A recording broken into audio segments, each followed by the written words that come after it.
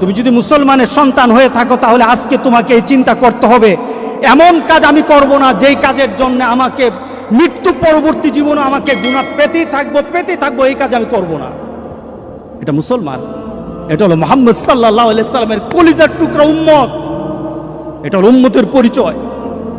আজকে আপনি আশ্চর্য হবেন, গোটা পৃথিবীতে এখন নেট ব্যতীত মানুষ থাকতে পারে না।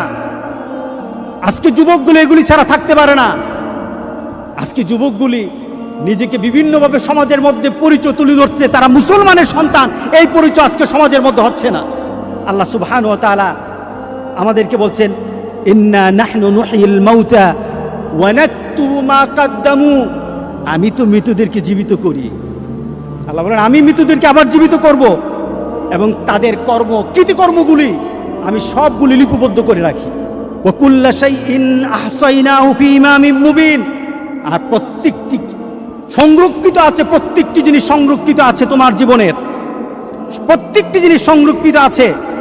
যুবক, তোমার জীবনটা যদি, তোমার চলাটা যদি কোরআন এবং সুন্নাহ অনুযায়ী হয়, আল্লাহর রাসূল আর নেককার বান্দারা যেমন সুন্দর মউত পেয়েছে, রাসূল সাল্লাল্লাহু আলাইহি সাল্লাম বলেন, তোমাদের মউতও তত সুন্দর হয়ে যাবে, তোমাদের মউতও তেমন সুন্দর হবে। রাসূল সাল্লাল্লাহু আলাইহি সাল্লাম বলতেছেন, তুমি দুনিয়াতে যেভাবে চলবা মউতও তেমন হবে।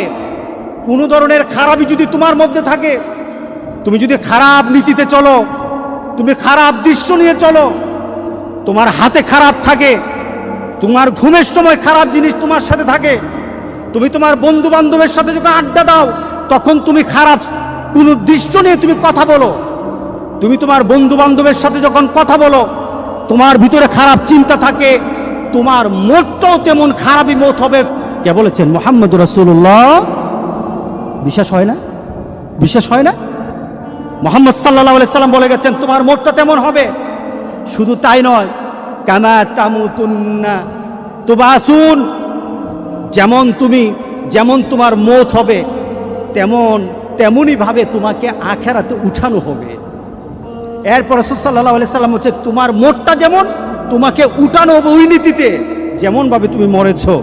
শুধু তাই নয়, কামা তুবাসুন তুহশারুন, যেমন ভাবে তোমাকে হাসর করা হবে, যেমন ভাবে তোমাকে উঠানো হবে তেমন ভাবে তোমার হাসর হবে। সুতরাং দুনিয়া যেমন হাসর তেমন, দুনিয়া যেমন মত তেমন, দুনিয়া যেমন কবর তেমন।